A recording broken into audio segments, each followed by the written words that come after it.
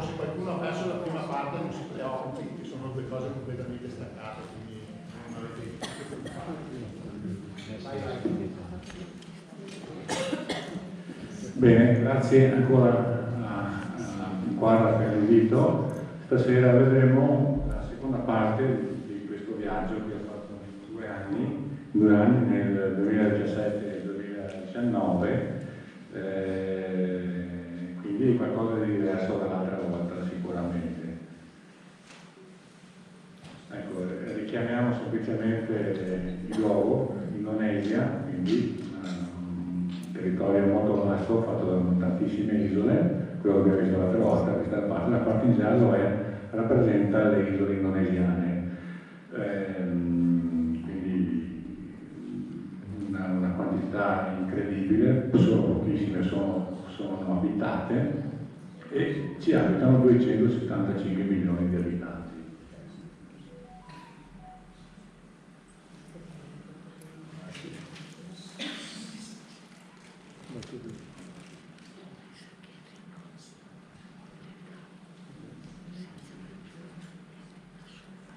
Ecco, l'altra volta abbiamo visto queste 2 isole, Sumatra e Siberut, questa volta invece vedremo solamente l'isola di Giava, con questo tipo di programma. Vedremo una tribù abbastanza primitiva, non come quella dell'altra volta che abbiamo visto agli eventi Hawaii, ma comunque una tribù che vive molto isolata in questa isola, fuori dalla modernità e quant'altro. Poi vedremo una grotta particolarissima, la grotta John Blanc, e il tempio di Borobudur, che credo molti di voi conoscano, è il tempio indonesiano, in Indonesia appunto il più grande tempio che è stato costruito induista in questa isola. Il vulcano Kaohsiung, che è quello che citavo prima, Danilo, dove si estrae lo zolfo, quindi qui vedremo un po' più in dettaglio la vita di questi minatori che sopravvivono grazie a questo tipo di lavoro estremo. E poi per finire il National Park Tengger, Bromo e Semeru, che racchiude una serie di vulcani particolarissimi. Quello che vediamo in questa foto, per esempio, con il fumo che si vede in fondo, è il vulcano Bromo, che si può visitare con facilità, con una particolarità che vedremo, con un luogo molto molto bello. Ecco, la superficie di Giava è 1/3 dell'Italia, con 170 milioni di abitanti, quindi fate conto, 1/3 dell'Italia con quasi 3 volte gli abitanti, quindi quando uno va a visitare questa isola si rende conto subito della numerosità delle persone che circolano in strada, ai semafori e quant'altro, pieno di motociclette e macchine, un disastro da questo punto di vista. La prima parte che visiteremo insieme è la tribù dei Padui. Si distingue in 2 tipologie, l'Uar e i Dalam, per così dire, definiti così, esterni ed interni, perché sono 2 società, 2 tribù dello stesso ceppo, che però vivono in 2 parti della foresta abbastanza separate. Adesso capiremo anche un po' di più. Ecco, ci troviamo in questa zona, quindi a Java Ovest, nella regione di Banten. Vedete qui Banten, qui c'è una foresta molto molto profonda, dove questo tipo di tribù si è rifugiata circa 4 secoli fa per evitare l'islamizzazione forzata da parte del sultano che aveva conquistato l'isola. Quindi questi soggetti, che non erano per niente musulmani ma in parte animisti, hanno deciso di sfuggire a questo tipo di coercizione, andando a a vivere in questa parte di isola, nel profondo della giungla. Ecco, per arrivare, diciamo, qui siamo a Giacarta, in auto si può arrivare, non è una cosa abbastanza semplice, si arriva fino a questo punto dove poi si prosegue solamente a piedi. Ecco, questa è una foto ripresa da internet, da Google Earth, dove si vede che il villaggio di arrivo è questo qui con l'auto, dopodiché bisogna proseguire a piedi attraverso il percorso, diciamo, all'interno della giungla. Questi soggetti che vediamo sono dei villaggi immersi nella giungla profonda. Per arrivare a questo, che è dove io poi ho vissuto con questi signori qua 4 giorni insieme, ospite da loro, ci vuole circa un percorso di 1 ora e mezza, 2 a piedi. È un percorso anche semplice, il percorso del sentiero è lastricato e si arriva con una certa facilità, un po' lungo, ma ci si arriva. Ecco, questi sono i 3 villaggi principali che ho visto, poi ce n'è un altro anche, e su questo centrale ho vissuto con loro. Quindi sono delle case, ecco, sono elementi esterni. Allora, perché in origine loro erano, diciamo, collocati ancora più all'interno della foresta, dopodiché si sono un po' divisi per il fatto che certe persone non accettavano più di vivere con molte restrizioni, perché in fondo per vivere qui bisogna essere soggetti a certe regole molto rigide. Non c'è l'energia elettrica, non c'è l'acqua municipale, ma solo l'acqua che arriva dalle sorgenti attraverso dei condotti di bambù,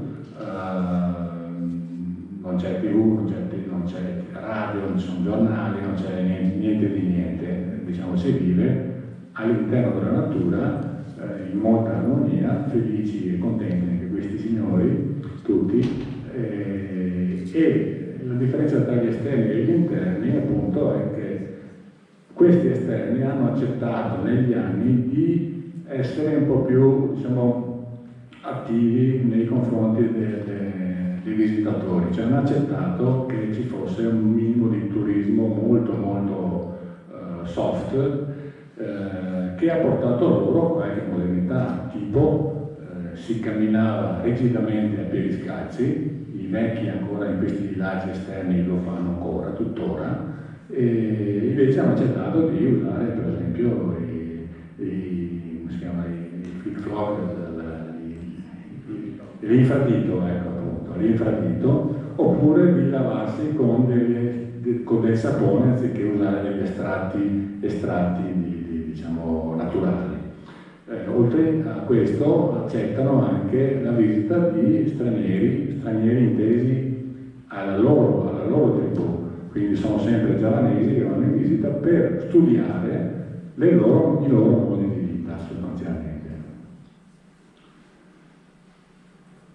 Ecco, questi sono un po' più in fondo, quindi si arriva fino a qui, e per capire, allora, io ero qui, per arrivare ai Dalam, quelli interni, questi che sono qui in fondo, ci vogliono ancora quasi 7 ore di cammino all'interno della giungla, quindi è abbastanza difficile arrivarci. Tra l'altro non accettano stranieri che possano pernottare lì nel loro villaggio, non si possono fare fotografie, non accettano se sono persone di religioni strane, quindi loro si definiscono puri sostanzialmente, mentre gli esterni sono definiti un po' meno puri, se vogliamo. Ecco, nel cuore della foresta di Banten si arriva, c'è un fiume che attraversa, questo è il famoso acquedotto, e si cominciano a vedere delle piccole strutture fatte di paglia, di legno e paglia, all'interno della foresta. Questo è proprio che si arriva a vedere all'inizio. Ci sono parecchi ponti fatti di bambù, ecco, Ecco, e queste qui a destra, le costruzioni che vediamo, non sono case, ma sono silos per raccogliere il riso che loro producono sostanzialmente.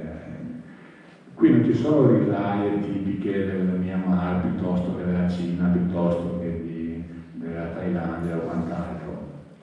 È una coltivazione, cioè è un tipo di riso che è stato sviluppato con i giapponesi e si coltiva in montagna, senza bisogno di acqua, se non grazie alle piogge che naturalmente ci sono anche abbondanti nel periodo piovoso.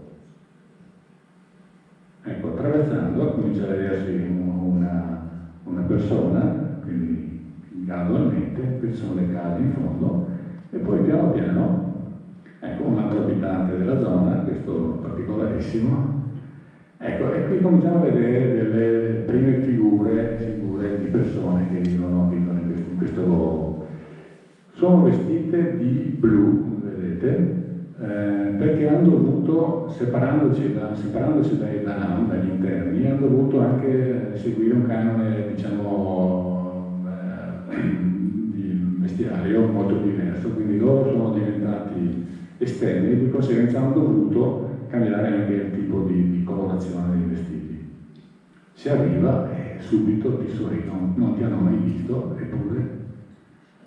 Qui vediamo anche qualcuno che è già vestito alla moda, visto che l'hanno dietro fra due perri, quindi il sistema, la moda colpisce dappertutto. Ecco, e le donne sono parecchio belle, tendono a non farsi fotografare, poi vediamo, hanno i colori nerissimi con un riflesso blu spettacolare davvero. Questa è la parte centrale del villaggio, quindi case un po' rialzate perché piove spesso, e vediamo appunto che le donne hanno questo tipo di cappello. Questo è tipico solo di questa zona e primo approccio, primo giorno cominciano a vederti un po' in maniera così estraneo e non amano farsi fotografare, anche se finché loro non si, diciamo, percorrono, vanno e escono per arrivare al villaggio esterno, diciamo al villaggio moderno, non portano i cappelli. Quando escono invece è obbligatorio per loro portare i cappelli, che sono di questo tipo qui, vedete. Sono tutte così. Quando cominciano a uscire dal villaggio non si riesce a fotografare in nessun modo, quindi cogli per caso con un po' di difficoltà, qualche scatto anche simpatico, ma sempre con una certa diffidenza, ecco, non accettano molto questo in questa situazione. Allora se le donne, perché gli uomini tutto sommato non hanno nessun tipo di problema, non accettano, allora bisogna concentrarsi sui bambini. Quindi questa è una bambina magnifica che si trova in quel villaggio e anche qui vedete sempre con la stessa colorazione dei vestiti. Sono persone bellissime e sempre sorridenti. Questo è anche l'aspetto che hanno pochissimo, eppure sono sempre sorridenti, quindi meno si ha, più si è contenti. Poi i bambini giocano nel fiume, naturalmente il fiume si usa per tante cose, anche per lavarsi, come si vede. E poi naturalmente i giochi, quindi PlayStation a go-go, come potete vedere, quindi internet a manetta, e si gioca con quello che si ha in maniera molto, molto... questo per esempio è una specie diciamo, come si può dire, un oggetto che gira, una specie di girandola a mano, mi viene in mente i giochi dei nostri. Io quando ero bambino sostanzialmente si giocava con queste piccole cose e qui la genuinità del luogo permette ancora di vedere questo. In ottobre, sotto lì in ottobre, cominciano le piogge, i bambini quando cominciano a piovere, come si vede qui, la donna che pulisce il riso, comincia a piovere, tornano a casa e quando piove, piove forte, perché in maniera molto molto pesante. Un'ora e mezza di diluvio e poi il sole ritorna e quindi la situazione si ristabilizza. I ponti che collegano da una sponda all'altra per andare poi a lavorare nei campi. Ecco, ogni famiglia ha a disposizione un campo di 1 ettaro dove coltivano il riso, le banane, il mais, quindi ogni famiglia è indipendente. Le famiglie sono formate da bisnonni, cioè abitano bisnonni, nonni, madri, figli, nipoti, tutti nella stessa famiglia. Sono molto longevi e ognuno, diciamo, segue la sua indipendenza. Ecco, questi sono i campi di riso, mentre nel villaggio dove io ho vissuto questi 4 giorni, ogni tanto passa uno di questi. Questi è una tipologia, l'etnia diversa che vive all'interno del massimo della foresta, i Balam appunto, che sono vestiti con questa foggia, diciamo, blusa nera, gonna a righe, rigorosamente scalzi, obbligatorio, non esiste nessun tipo di deroga, e poi hanno una bandana bianca. Questo stava portando delle parti di tetto da vendere, da collocare in altre zone, quindi producono se stessi un po' tutto, sono autoctoni da questo punto di vista, autatici, e riescono a vivere di questo senza tante pretese, rigidamente scalzi, obbligatoriamente. E questi sono i più giovani, che hanno sempre di quella tipologia di etnia, anche questo, bambino.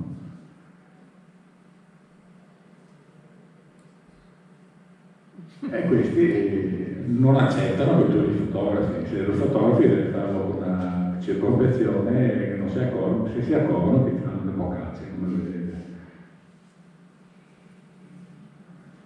Ecco, questa è l'altra etnia, siamo sempre allo stesso villaggio, la bambina Pulung che ho incontrato, appunto, simpaticissima, e questo è il suo nonno, perché purtroppo la bimba quando è nata la madre è morta di parto e quindi il marito la sta, diciamo, allevando insieme alla famiglia del nonno. Questa era allegrissima e andava un po' dappertutto. Ecco, questi sono i turisti che fanno visita a questo villaggio, quindi sono sempre locali, diciamo, nell'ambito di giavanesi. Questa era un gruppo di infermieri che il 118, come vediamo, facevano visita a questi villaggi. Ci vanno sostanzialmente di sabato e domenica e naturalmente questi si fanno fotografare, accettano, erano più che altro io l'interessante, vedete, no? Si fanno fotografie di scolaresche, ecco, il brutto cefo qui. Poi,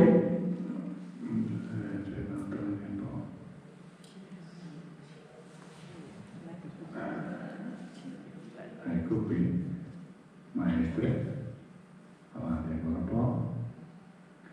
Ecco, qui al villaggio, da fuori dalla cittadina principale che c'è fuori da questi villaggi, quindi è quasi 2 ore a piedi, poi il ciottolato è questo qui, come dicevo prima, portano i viveri, gli oggetti, quant'altro, le cose da mangiare, quant'altro, anche con queste cose.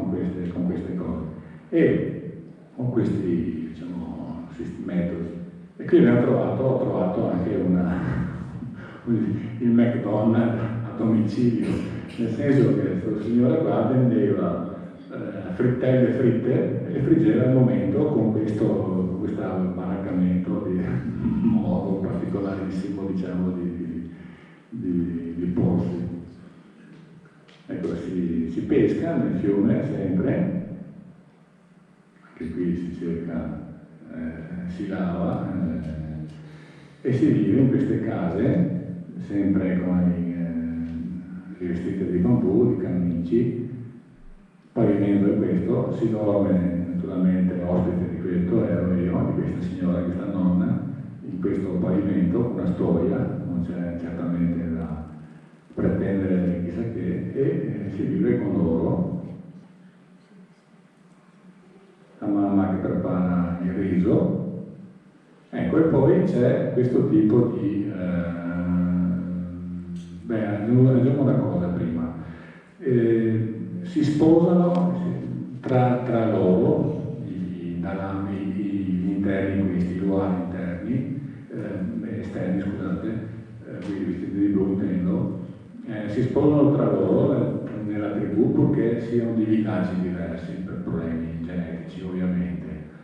Il giovane che volesse così, che adocchia una ragazza che vuole fidanzarsi in qualche modo, deve sottostare a 1 anno di lavoro gratuito presso la famiglia dove vorrebbe andare ad abitare e il suocero, il futuro suocero, controllerà se effettivamente questo ragazzo si merita sua figlia. Quindi pensate, adesso diciamo i nostri giovani vanno a abitare fuori, convivono e quant'altro, ecco lì già farlo prima, cioè prima ti comporti in un certo modo, poi se funziona io padre ti darò il benestare per sposare mia figlia.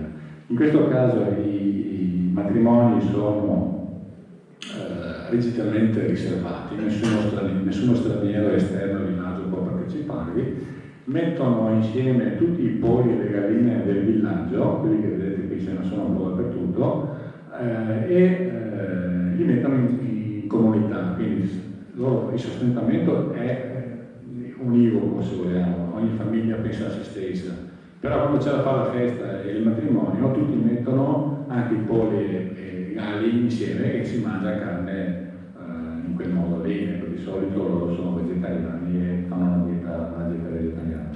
Qui vediamo una signora che sta preparando dei figli, quindi è abitudine un po' in tutte le famiglie tessere fare i tessuti sostanzialmente. La signora che vedevamo prima è una esterna che viene a studiare, imparare, a vedere come si tesse in questo tribù. Faccio notare che dietro la schiena il telaio che usa questa ragazza, donna, ha il telaio attaccato alla sua schiena, quindi la tensionatura dei fili è fatta anche, insomma, un po'. E stasera qui sta guardando come sta facendo. Tutte le famiglie praticamente hanno questo tipo di tessitura in casa. Si comincia da bambini, sempre con lo stesso sistema, si usa anche uno spazzolino per tirare un po' i fili in maniera corretta, sta imparando, sta bambina, questa era un po' più incasinata, sta facendo un po' di confusione, e questa invece era molto più professionale, diciamo. I tesori che loro producono li vendono ai turisti che vengono a visitarli oppure li portano al mercato. I bambini, oltre a tessere, anche compongono il filo, come si dice in italiano, non so, spagnoletto, non so se si dice così, e quindi preparano i fili poi da tessere. Le nonne filano con un sistema tradizionale, moltissimi anni fa, filano il cotone, perché così produce anche il cotone in questi villaggi, nei campi di questi villaggi.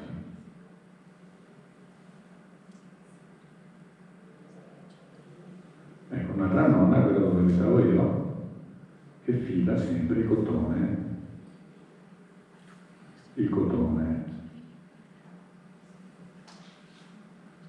Quindi personaggi molto, molto affabili, sorridenti, hanno ben poco, vivono praticamente del loro lavoro e non hanno grandi pretese. La bambina sempre dietro. E questa stava facendo una tessitura un po' particolare, come vedete, complicatissima, che mi resta sempre incantato a vedere. Questo è il riso che loro adesso stanno preparando, la signora, il villaggio più estremo, questo era che ho visto, e dopo naturalmente sempre i classici palloncini che io porto con me per regalarli ai bambini, e funziona sempre per creare figli, creare disponibilità e sorrisi sostanzialmente. Ecco, questa è la parte, diciamo, del villaggio che si può visitare abbastanza facilmente, basta fare un po' di cammino a piedi, e è un modo, diciamo, di vivere molto semplice. Si va a letto alle 20 di sera, perché tanto non c'è niente, è buio, quindi si lavora, si comincia a lavorare alle 6 della mattina. Ecco, andiamo avanti ancora. Questa che vediamo si chiama la grotta John Blanc, che si trova, ecco, da Giacarta, anche prima eravamo qui nella foresta di Banten, si deve arrivare a Giacarta, che è la seconda città dopo Giacarta. Ecco,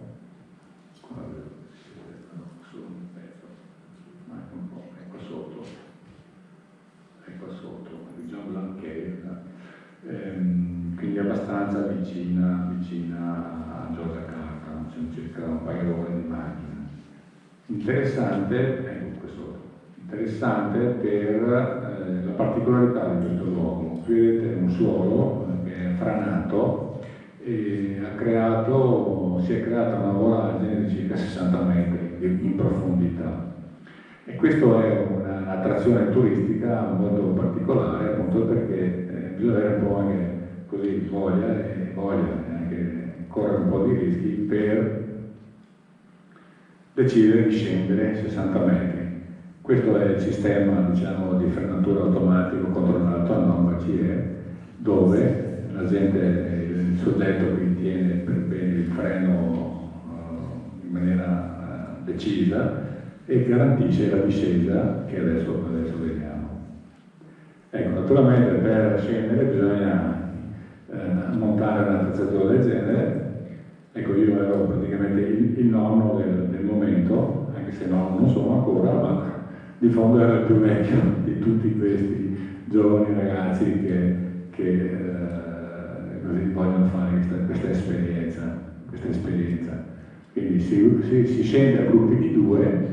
Qui la signorina stava provando, naturalmente selfie, e stava surfandosi la sua difficoltà di accettare questa discesa un po' rischiosa. Ecco, si scende in questo modo per 60 metri, ai gruppi di 2, massimo delle persone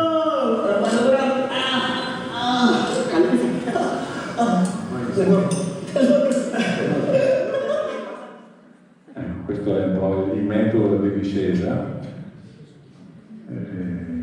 Poi si prosegue, si fanno circa 20 minuti, diciamo, di percorso al buio sostanzialmente. Questo è quello che si vede da sotto, quindi il foro che si è generato per il collassamento del terreno giù. Ecco, in questo modo si entra nella grotta vera e propria, un po' alla volta.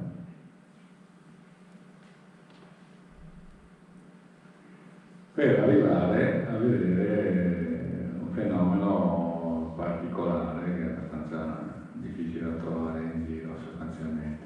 C'è un fiume sotterraneo che corre tutto sotto e c'è questo foro all'aperto, in alto, in un'altra parte della grotta, non dove siamo scesi noi naturalmente, che serve per generare questo tipo di splendido raggio celeste sostanzialmente, cioè dalle 10 a mezzogiorno, se non ci sono nubi nubi, entra un fascio del sole che è veramente straordinario, sembra di essere da un'altra parte, no? Sostanzialmente. Ecco, questo è quello che si nota quando si ha la fortuna di arrivare. Dura poco perché le nuvole, se si spostano con una certa rapidità, sono sprazzi di poche decine di secondi, bisogna un po' aspettare che ne si tirino via anche da davanti per non essere tutti raggruppati davanti e poi si riesce anche a fare questo tipo di foto. Si ritorna sopra alla vita normale, ecco, è imbragatura un'altra volta e su.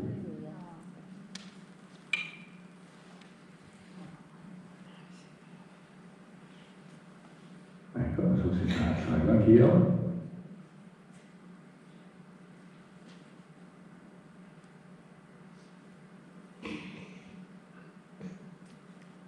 Sì, un sistema molto efficace, ecco. E qui abbiamo invece l'ascensore automatico che ci aiuta a salire. Questo non sapevo che ci fosse prima di calarmi, perché insomma avrei avuto qualche difficoltà a accettare una cosa del genere. Quindi c'è uno stuolo di persone, una trentina di persone che praticamente tirano la corda per tirare su le persone. Ecco, questo è un po' l'aspetto folcloristico di questa escursione.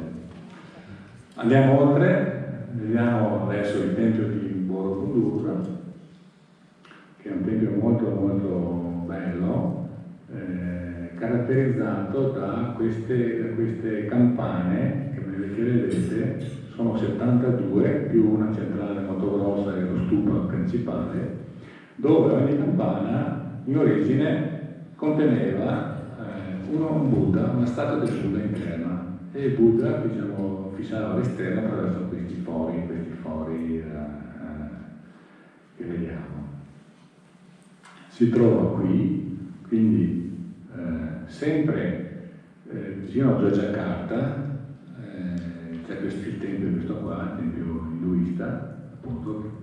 Ricordiamo che Java, tutta l'Indonesia è islamica, oggi il 97%, però in origine c'erano gli hinduisti qui, e poi sono arrivati i musulmani. Ho segnato questa cosa per far capire la distanza tra il vulcano Merapi, è uno dei più grandi dell'Indonesia, di Java soprattutto, e ogni tanto questo qui sparacchia eruzioni in maniera pesantissima. Ecco, adesso capiremo anche perché. Intorno all'anno 1000 una tremenda eruzione del vulcano devastò i territori intorno all'isola centrali.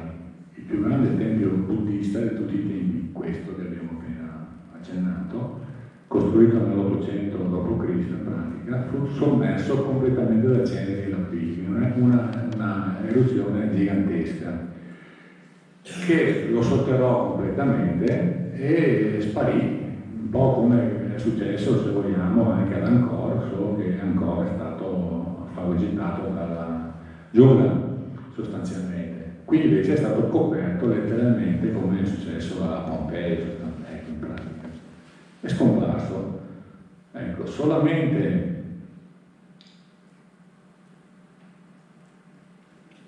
nel 1814 un esploratore olandese lo trovava, perché si sapeva che esisteva, ed era definito appunto la montagna di pietra. Le persone che avevano capito che qui si trovava questo tipo di tempio lo chiamavano la montagna scolpita, che probabilmente nei secoli qualcosa era riuscito anche a togliersi, diciamo, a scollarsi addosso questo tempio. Lo vediamo qua in fondo, vedete? Non so se riuscite a vedere questo punto. Stamattina presto via l'alto, eccolo qui, questo qui. Si visita facilmente, è patrimonio UNESCO questo tempio ed è gigantesco. Molto bello, naturalmente ha tutta, diciamo, un istoriato di bassorilievi della vita del Buddha.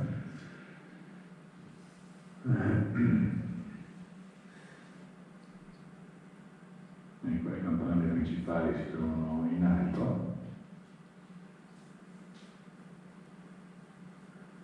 E questo è un esempio di come era in origine, cioè qui non hanno diciamo, restaurato questa parte qui per far vedere come fosse in origine, come si dovesse vedere sostanzialmente. È tutto scolpito, anche se la pietra è molto grossolana, e questo è quello che si vede attraverso i fori, un foro di ogni campana.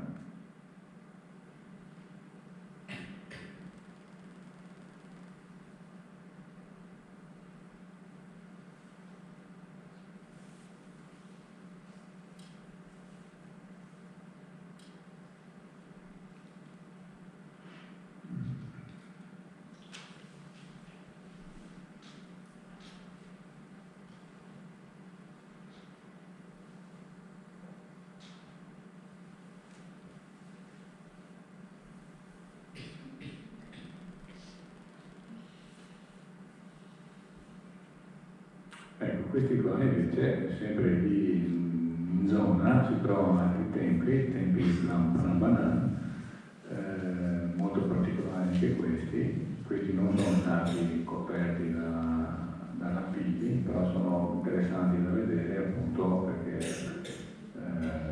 per la loro conformazione, e sempre qui in zona c'è sempre anche qualcosa in più che è questo qui, il tempio di Seul.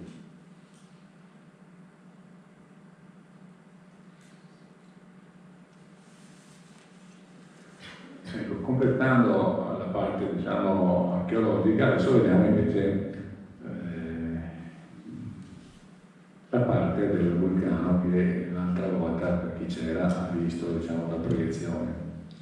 Siamo in questa zona, adesso vediamo bene. Ecco, siamo qui, quindi siamo nella parte est di Java, vicino alla città di Balyonji. Questa qui che si vede poco è l'isola di Bali, che dista 20 minuti di traghetto semplicemente, molto più turistica. Questa invece è l'isola di Java che io amavo di più visitare, appunto è più selvaggia. Ecco, lo vediamo qui. Questa è sempre una foto presa dalla Blue Earth. Questo è il vulcano Khao-i-Gen, che al suo interno ha un lago di Smeraldo, appunto, composto da acido solforico a 0,5 di pH, quindi quasi puro.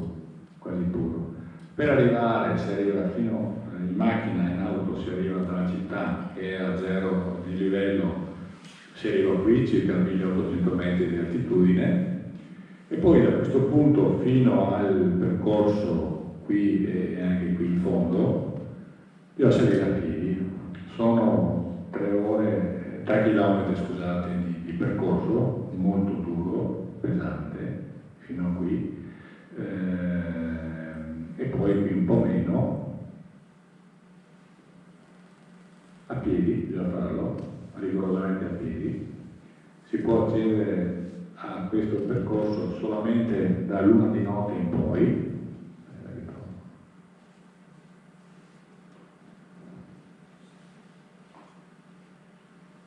Ecco, vediamo qui si vede il dislivello dal 1800, qui si vede poco, non si vede tutto, ma perché c'è questo disturbo un po'. Da 1800 metri grosso modo di arrivare al 2003, che è questo punto qui. Poi se uno vuole salire, qui si sale addirittura altri 300-400 metri di altitudine. I turisti possono visitare questo luogo facilmente, non ci sono obblighi particolari, salvo che uno sia malato di asma o che abbia problemi, diciamo, di attacchi cardiaci o di frettolità cardiache. questo è l'ingresso, e però qui si può partire solamente a luna di notte. I minatori invece partono prima perché devono cominciare a lavorare di notte per il fatto che è più agevole come temperatura, e lavorano tutta la notte per poi generare. Ecco, qui qua sopra, il punto alto dove citavo prima, questa è la zona dove c'è diciamo, la lavorazione dell'estrazione dello zolfo, e qui non so se riuscite a vedere dei piccoli puntini, ci sono degli omini, i turisti che poi ogni tanto arrivano anche di giorno per scendere poi. Il lago di acido solforico, e il fumo che si vede non è vapore, ma è anidride solforosa, letale, se uno non ha le maschere ci resta.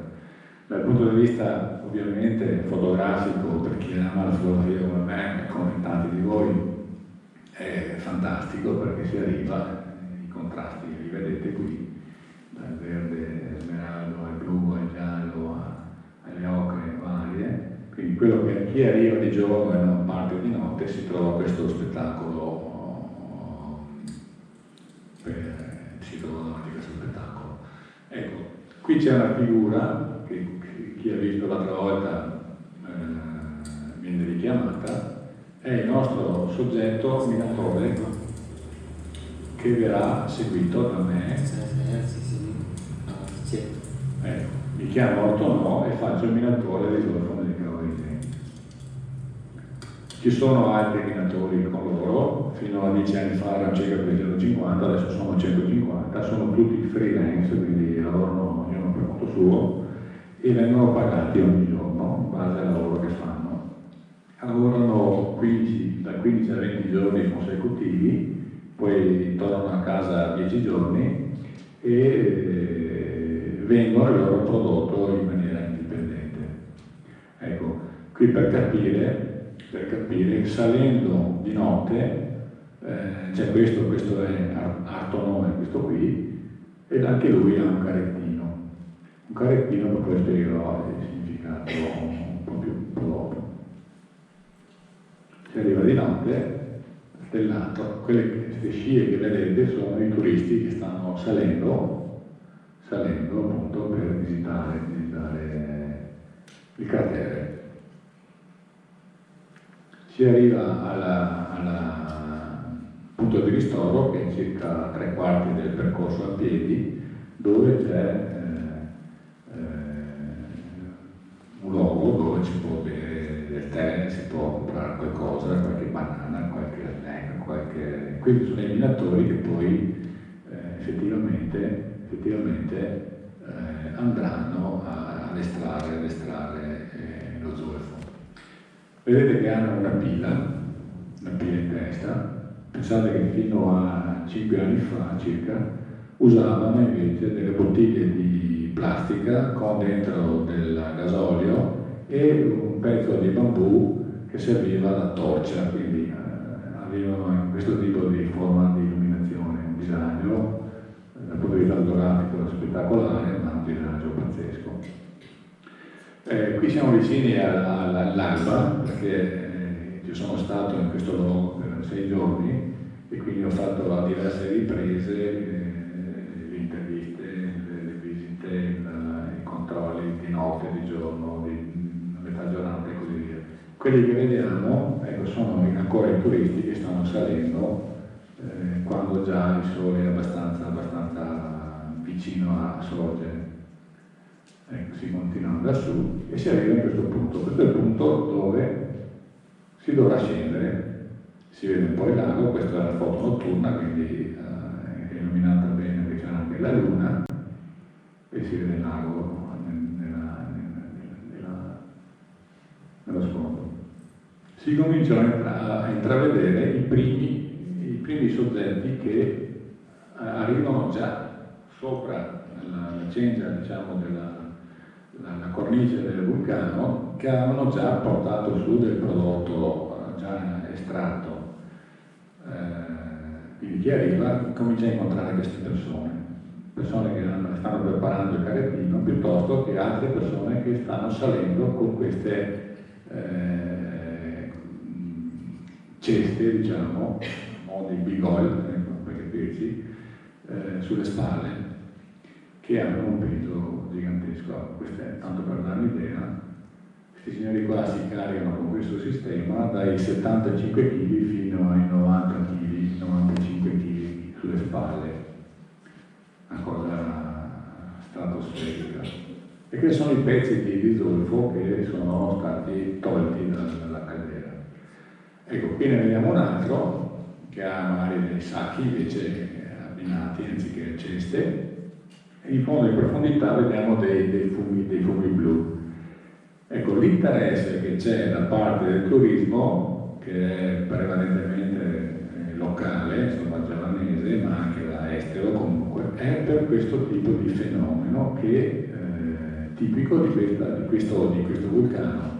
I fumi che si vedono sono la combustione dello zolfo, il gas dello zolfo che non condensa e genera queste fiammate particolarissime. Questo vulcano ha avuto, diciamo, uno sviluppo importante a livello turistico dopo che la National Geographic ha fatto un filmato in questo senso. E quindi le persone, i turisti vanno lì a fare cosa? I selfie, naturalmente, perché lo scopo è questo qui, non è che ci sia poi tanto altro.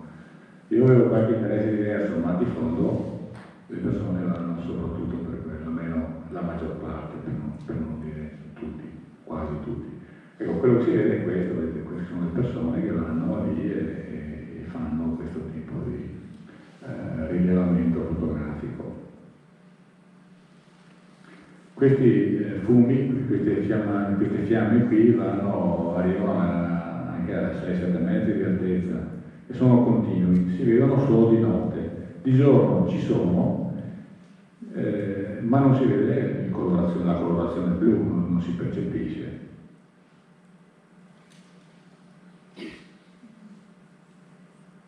Ecco, vedete che si vedono lì, fotografano queste persone, dando anche tante volte anche fastidio a loro.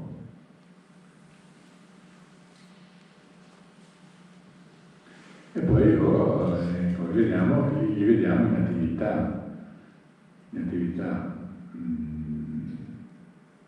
Qui, vedete? Ecco, qui i tubi che vediamo, dopo si vedranno un po' meglio, sono stati installati circa 50 anni fa nelle zone dove la maggior parte, cioè il gas principale, cioè la quantità maggiore sgorgava da questa parte del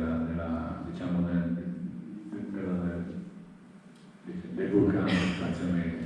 Sono tubi di ceramica che hanno lo scopo di condensare il gas, quindi raffreddandolo, perché esce a livello gasoso, si raffredda, quindi si liquefa, passando a circa 180 gradi per poi solidificare nel tempo. Ecco, quello che fa un po' impressione in queste foto è la nebbia che vediamo di continuo pervadere la caldera e imperversare continuamente. Le persone hanno la maschera, non tutti, e lavorano all'interno di questo tipo di ambiente che è micidiale.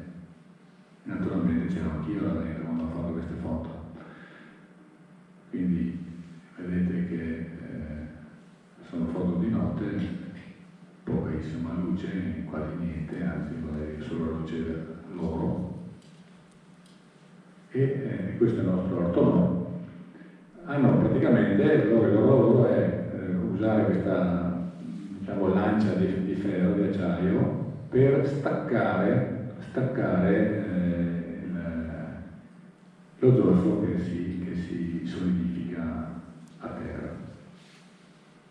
Devono farlo continuamente, ecco, poi c'è chi raccoglie delle parti piccole e chi raccoglie anche pezzi giganteschi come questo qui peserà 70 kg, questo pezzo, solo questo pezzo qui, quindi hanno anche una forza micidiale, sono piccoli come soggetti, sono alti 1,60 m, 1,65 m, questo altro no. E quindi io mi sono un po', diciamo, in questi giorni noti, li ho seguiti cercando di non disturbarli naturalmente e vedendo quello che loro di fondo facevano. I fumi che escono dai tubi con posizione nuova. Questo è interessante da vedere. I tubi che vediamo che cominciano a far giorno, i tubi che li vediamo bene, osservate bene come cambierà la foto. Ecco, praticamente un paio di minuti dopo il fumo, l'aria solforosa all'interno della caldera si sposta continuamente, è una cosa terribile dal punto di vista umano, perché di fondo sei investito da questo fumo micidiale che a volte non ce l'hai, a volte invece ti viene addosso in maniera prorompente. Quello che si vede qui è il tubo, diciamo, di uscita, uno dei tubi di uscita, come vedete, giallo, lo zolfo è giallo, non è solido, al 99,9% di purezza. E quello che si vede è la colatura ancora arancione, che è semisolida. Ecco, vedete, questo è quello che succedeva. Io ero lì e a un certo punto immerso, poi se ne sparisce, il fumo sparisce per pochi minuti, dopo ti ritorna addosso un'altra volta. Ecco, questo è l'arancione che vediamo, è lo zolfo liquido che condensa dalle tubazioni. Quindi scende liquido rosso così, 180 gradi, rosso mondo, e poi raffreddandosi diventerà giallo. E il nostro operatore deve, diciamo, scardinare questi pezzi da questi blocchi che si formano, perché il vulcano praticamente continua a buttare fuori zolfo, ne producono circa 30 tonnellate al giorno. I gestori di questo vulcano sono cinesi, guarda caso, e viene utilizzato lo zolfo per fare agricoltura, bombe, tante bombe, e soprattutto anche i cosmesi viene utilizzato, ma soprattutto esplosivi e anche in parte un po' di agricoltura. Ecco, i pezzi vengono poi scazzati un po', puliti, e ogni tanto arrivi, ecco, e la tua nube ti avvolge. Ognuno di loro, ecco qui abbiamo i nostri selfisti che fotografano, si fanno le foto, vedete?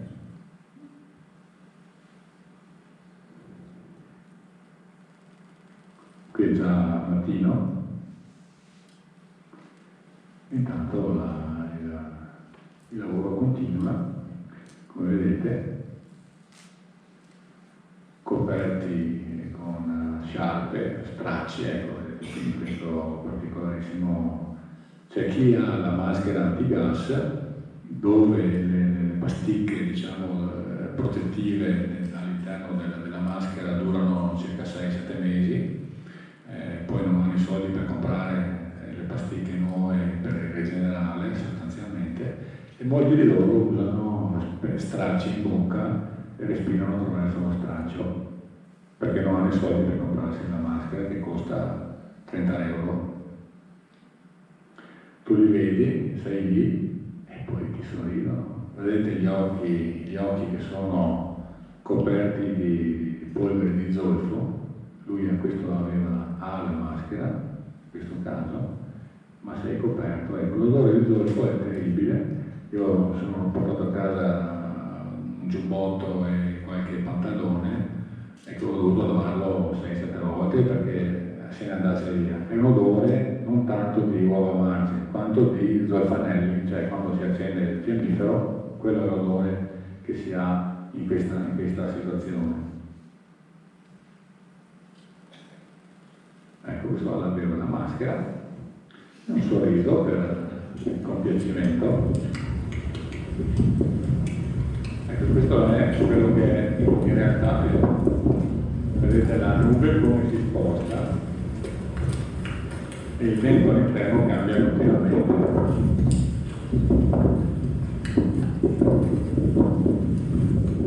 Però si sente il rumore del vento e la gente che martella e che cerca di estrarre.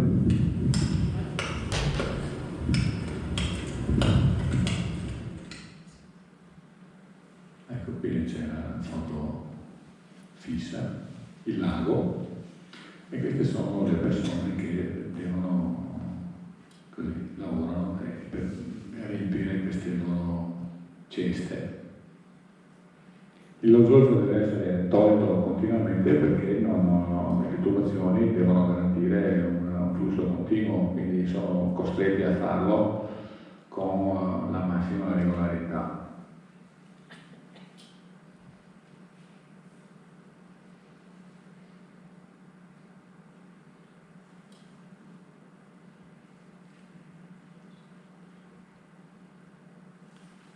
Gente giovane, da 20 anni fino a 60 anni ho visto.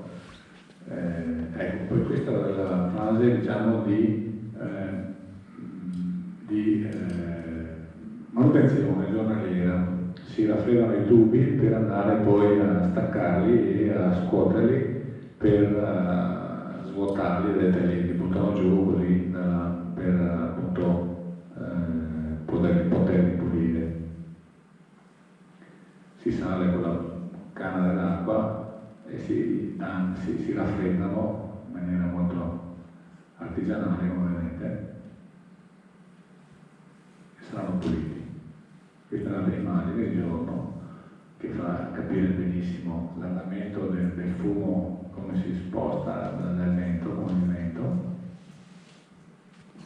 E poi si comincia a recuperare il lavoro fatto, naturalmente. Quindi loro compongono, diciamo, le ceste in questo modo, le bilanciano, vi peso, come ho detto, 75-90 kg a seconda dei soggetti più o meno forzuti, tutti piccoli, e cominciano a sollevarle per portarle sopra, in alto sul bordo della caldera.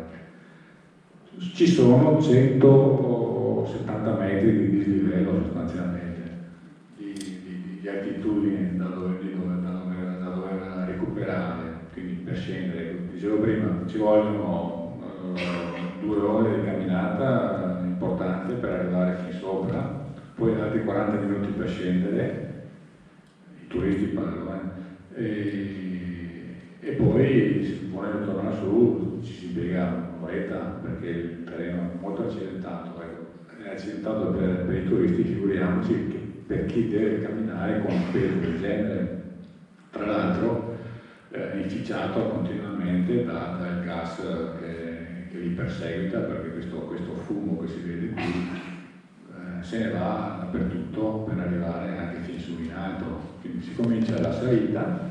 Questi minatori qui praticamente fanno 3 percorsi al giorno per recuperare il volume che serve, per poterlo vendere e per avere un utile sufficiente. Questo è il nostro orto, no? Vedete il terreno come è accidentato, anche i turisti devono fare questo percorso per tornare su. Qui si vede in alto la nebbia della via Sottorosa che comunque pervade chiunque ci passi. Ecco, vedete, sparisce, non è vapore acqua ma è gas, poi sparisce, se ne torna, viene fuori il sole, e questo è l'effetto dell'uso del big-oil praticamente, cioè le persone, ecco, vedete questo è uno dei più forzuti che sorrideva sempre. Lui ha la clavicola spaccata, come vedete, lavorando, sforzando in questo modo, ci sono di questo tipo di effetti negativi.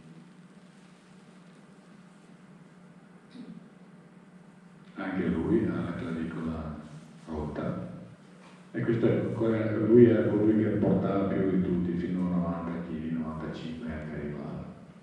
Quindi c'è chi sale col peso, già con il raccolto, diciamo così, fanno delle pause nel percorso perché bisogna arrivare qua sopra, e chi scende, naturalmente, vuoto per poter fare il percorso. Depositano le ceste, ecco il nostro attorno.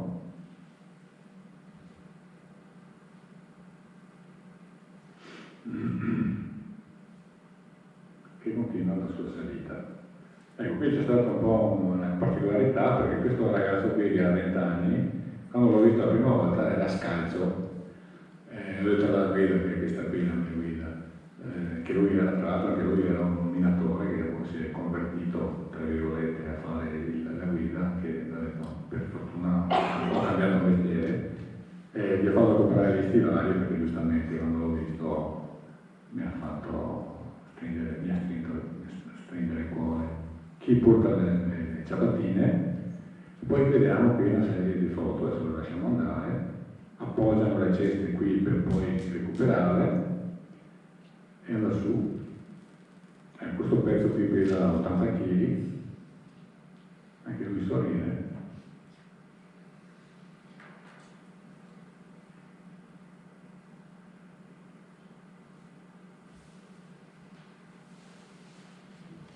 Gente straordinaria, cioè una cosa, è stata una lezione di vita, uno dei viaggi più difficili che ho fatto sicuramente, ma che resta per sempre dentro, ma che insegna anche l'umiltà e la felicità anche con niente. Per loro, ecco, questo è interessante, è simpatico questo, Giantin si chiamava questo soggetto qui. Ai turisti vendono dei pezzetti di zolfo, così come souvenir, no? Giustamente, chi vuole può comprarsi anche una cestina piccolina con i pezzetti di zolfo. Ecco, si arriva su, e questo è invece il nostro 58 anni, questo qui aveva un enfisema polmonare terribile, e dopo alla fine gli ho regalato la mia maschera perché mi ha fatto pena, giustamente. Si arriva su. Ecco, qui ci sono i carrettini, quindi loro portano su e poi devono caricare questi carrettini. Questi carrettini sono stati introdotti 2 anni prima che arrivassi io da dei francesi, abbiamo mandato un prototipo, perché prima scendevano dal vulcano col bigode sempre, questa è la maschera che gli ho dato, e quindi dovevano fare un percorso terribile. Grazie ai carrettini invece riescono a portare molto più prodotto, si scende, c'è la nebbia, questa è nebbia vera, non gas, e si arriva nel punto di ristoro. Ecco, un attimo, il riempimento è questo, quello che è il pezzo grosso. Questi carrettini qui servono anche per trasportare chi fosse in difficoltà come turista. Cioè, si può andare su, qualcuno ti porta su, paghi 80 euro, ti portano su sostanzialmente. Se tu non ce la fai, questo è quindi hanno un po' diversificato, si sono aggiornati anche per fare questo tipo di servizio. Il nostro autonomo, abbiamo concluso ormai. Ecco, si arriva qui, si pesa, il nostro cinese che controlla con la bilancia super elettronica. Ecco, si scarica nel cambio che poi andrà alla centrale di recupero e poi qui si viene pagati. Questo c'è l'ufficiale pagatore, questo, e si paga una sigaretta e i soldi, praticamente 8-10 euro al giorno più una sigaretta per fare questo tipo di attività, per portare su da sotto 200 kg di zolfo sostanzialmente. Ecco, concludiamo il nostro percorso con questo interessante logo, il National Tenga Semeru. Ci troviamo qui. Vediamo un attimo perché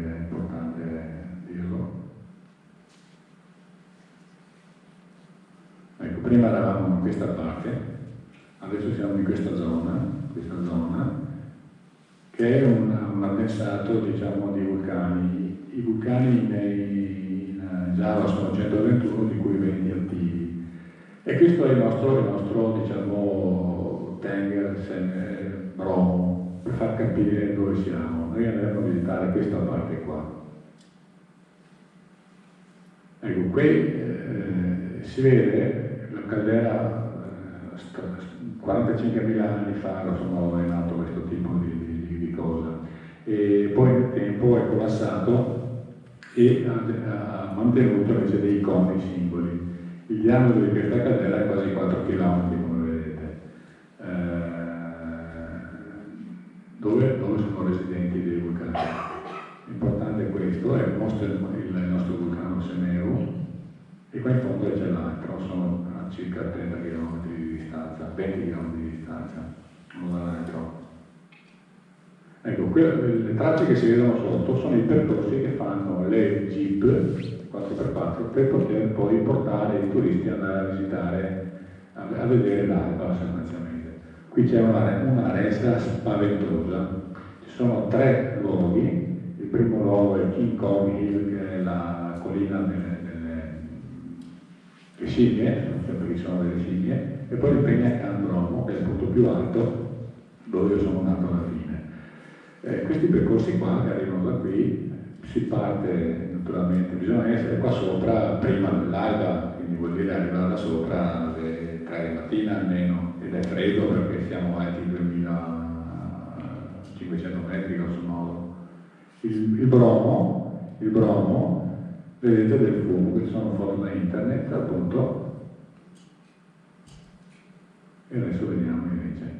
Ecco, io ho fatto due noti qui in questo luogo, normalmente quando vado in giro cerco di riservarmi sempre un giorno di scorta, adesso capirete anche perché. Quello che si vede qui la sera, quindi la cittadina di Provolingo, e qui sono le jeep che cominciano ad arrivare. Notate questo, l'ho fatto per farvi vedere questo. Qui sopra, che questo è il monte, il vulcano Semeru, ci sono dei soggetti che stanno risalendo a piedi un trekking per arrivare in cima.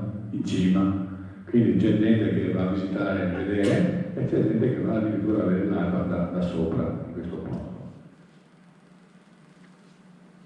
Ecco, vedete che qui sono arrivati, e si vede che ce n'è qualcuno ancora e qualcuno che sta invece salendo sul Bromo quando mattina presto. Come vedete il vulcano non ha grande interesse dal punto di vista fotografico, se vogliamo. Questo è il monte il Semeru che sta macchiando, che poi, se vi ricordate, è eruttato a dicembre ultimamente, no? Ha fatto anche qualche morto.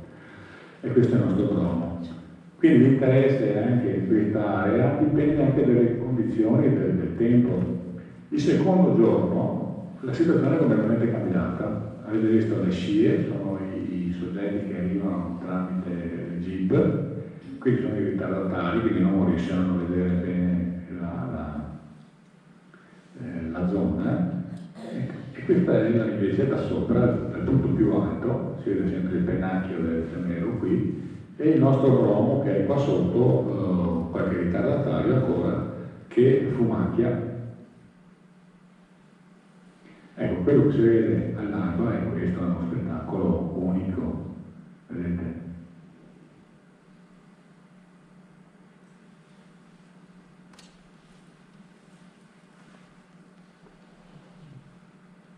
Ecco, quindi vedete il Semeru, questo qua. Qui c'è il Bromo che fumacchia, e questo è l'altro vulcano che è vicino, che è morto, fermo per ora. Quindi questo tipo di immagini li puoi fare foto solo se hai la fortuna di arrivare nel momento giusto, perché il giorno prima non c'era questa situazione.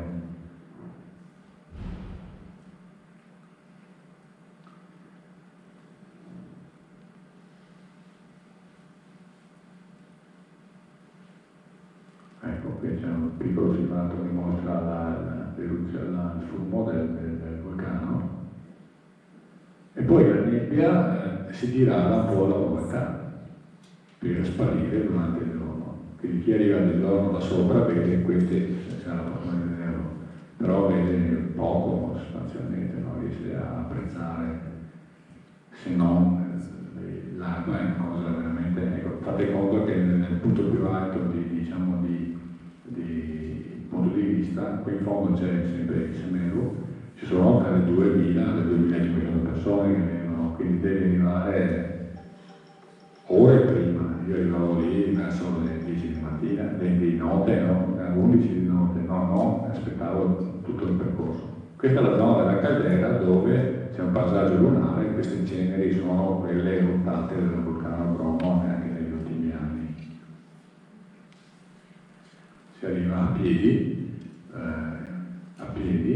attraverso questo percorso, oppure anche tramite agire. Questo è quello, il nostro vulcano che fuma, o a piedi, così come vedete, piano piano, un po' alla volta, ci si avvicina, ho quasi terminato, e si sale. Ecco, questo è il punto di salita al vulcano. C'è una scala, gradini, sono 250 da fare, e naturalmente il massimo delle persone c'è la mattina abbastanza presto, poi se uno aspetta un po' se ne vanno e quindi riesci anche a godere un po' il paesaggio. Ecco, da qua sotto, aspetta che torniamo dentro un secondo.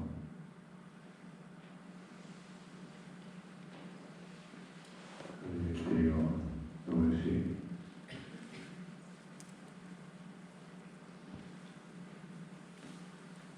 Ecco, il punto di controllo è qua sopra, per vedere quello che vedevamo prima, eravamo qua sopra. E bisogna arrivare molto presto, se no non c'è spazio.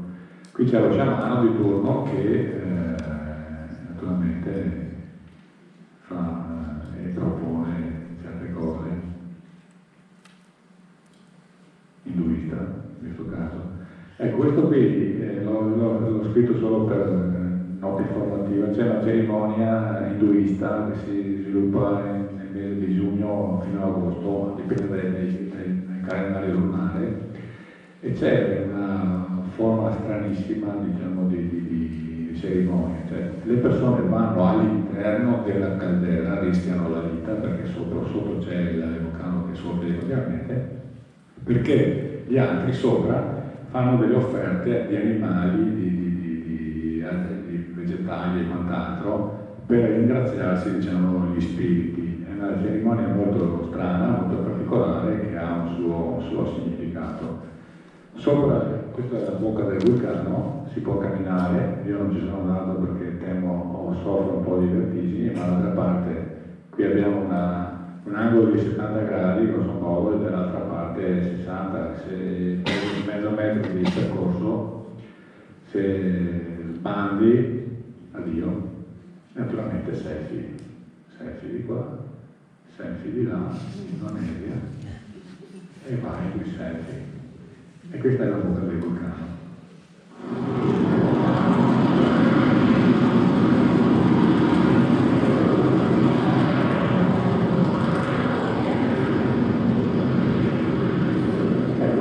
Il rumore che avete sentito è cominciato nel 2011 dopo una delle ultime eruzioni ed è stato un po' mitigato, sembra un aereo la reazione da guerra praticamente, un F-35, una cosa pazzesca, un rumore che arriverà a 110 decibel, quindi se uno va lì bisogna ricordarsi di coprirsi un po' le orecchie. Qui in fondo l'ultima immagine, appunto, da uno dei tre punti che fate in foto di tre, si vede nel pomeriggio questo. Ecco, io avrei concluso, e quindi è un viaggio molto particolare, ci sono tante cose da vedere, più adatto a chi è più tranquillo, ma anche a chi vuole un po' di avventura, si può arrivare a fare qualcosa di interessante. Certamente ci vuole tempo, ci vuole voglia, ci vuole dedizione, pazienza, tanta pazienza. Grazie a voi.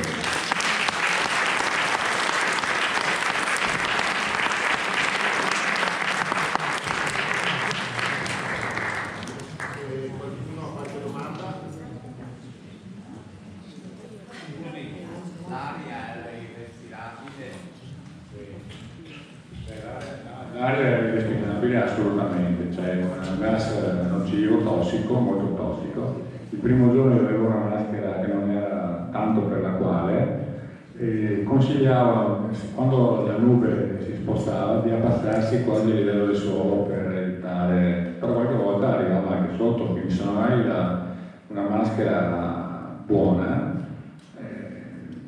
non respiri. Quindi il guaio è che questo tipo di fumo è persistente dappertutto, cioè, ci sono dei momenti in cui non c'è, infatti loro attaccano, per così dire, con la lancia attaccano lo zolfo quando la nube si sposta, poi quando la nube ritorna cercano un po' di estranearsi in qualche modo per sfuggire il più possibile. Diversi hanno la maschera, ma tanti non ce l'hanno e hanno questo straccio in bocca che li preserva in qualche maniera. Ma su quel bel laghetto lì si può andare a fare il bagno, ovviamente.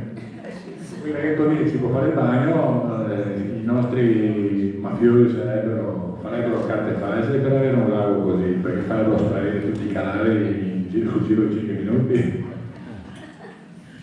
C'è qualcos'altro?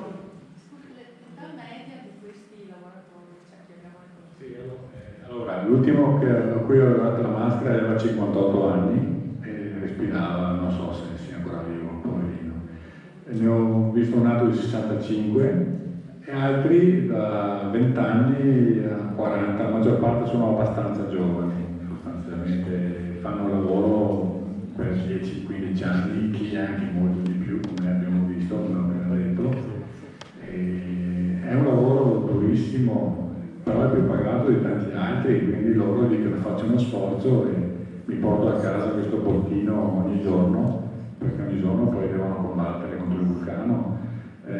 Non si può andare a scavare lo zolfo, è molto controllato il vulcano, ci sono molte sonde che controllano se c'è attività sismica, perché sono successi dei morti, sono capitati dei morti, esplosioni, perché c'è il gas, anche metano sotto, che esplode e qualche volta lancia anche pietre importanti, sono morti anche per quello, quindi è controllato, quindi quando lavoro anche per i turisti che vorrebbero andare si può andare, non è complicato, solo che sta lì 6 giorni come ho fatto io, forse è meglio di no, ma volevo, è un fenomeno interessante da vedere, ma anche perché così ci rendiamo conto che forse quello che abbiamo noi è ben più di quello che hanno tanti altri nel mondo. Per loro è la vita, accettano questo tipo di lavori perché non hanno tante alternative, devono comunque mantenere la famiglia. No?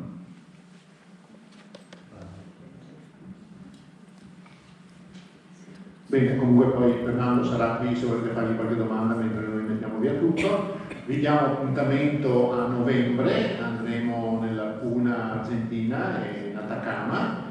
E poi vi ricordo l'ultimo appuntamento di quest'anno, il 12 di dicembre, sarà con noi un personaggio un po' particolare che ha scritto un libro, è un veneziano e mezzo bellunese, che ha ripercorso più volte la strada di Marco Polo fino alla Cina. Qualcuno forse l'avrà anche visto alla TV, ha partecipato a diversi programmi televisivi, si chiama Mario Cimarosti, se volete dare un'occhiata, sarà con noi il 12 di dicembre. Vi ringrazio per l'attenzione e ci vediamo a novembre. Grazie a tutti.